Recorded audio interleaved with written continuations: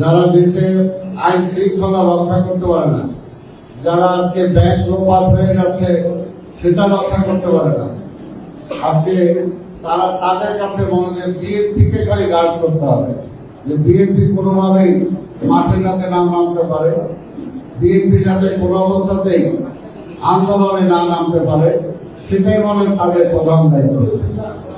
এই অবস্থায় তারপরে আবার তারা বলে যে দেশে নাকি গণতন্ত্র আছে, দেশে নাকি ভোট নাকি নিরপেক্ষ ভোট হচ্ছে।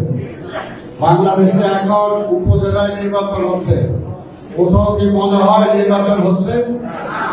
কথা বলে না কেন? জোর করবে, কোথাও মনে হয় না যে নির্বাচন হচ্ছে।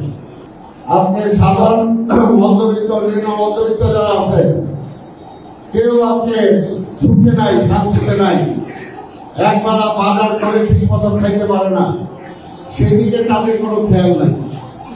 তাদের খেয়াল হলো যে কোনো হয়তো খালেদা জিয়া যাতে না বেরোতে পারে, খালেদা জিয়াকে কিভাবে মামলা দিয়ে আটকানো যায়, তারেক রহমানকে কিভাবে মামলা দিয়ে আটকানো যায়, এবং বিএনপির প্রতিটা নেতা কর্মীকে কিভাবে আটকানো যায়।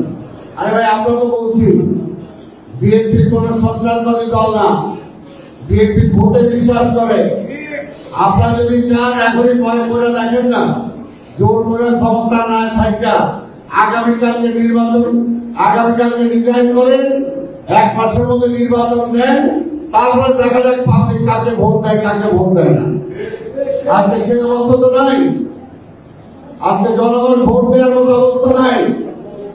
আজকে সারা দেশ এমন একটা অবস্থার মধ্যে তারা নিয়ে গেছে যে মানুষ আজকে স্বাভাবিকভাবে আজকে জীবনযাপন করতে পারছে না।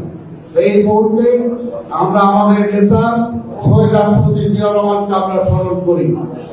শহীদ রাষ্ট্রপতি জিয়া রহমান এমনি একটি অবস্থায় ৭৫ সালের ৭ই নভেম্বর যখন এই দেশ আওয়ামী লীগ চালাতে পারছিল না, যখন পুলিশের মধ্যে শৃঙ্খলা ছিল না, সেনাবাহিনীর মধ্যে শৃঙ্খলা ছিল না, শিক্ষাঙ্গনের শৃঙ্খলা ছিল না, ব্যবসায়ীদের মধ্যে শৃঙ্খলা ছিল না, মানুষ না খেয়ে মারা যাচ্ছিল, একজন কবি করত আরেকজন সে কবি খাইত, সেই অবস্থায় এই দেশের সিপাহী জনতা ঐক্যবদ্ধভাবে সে সময় জিয়া রহমানকে ক্ষমতায় বসাইছিলেন।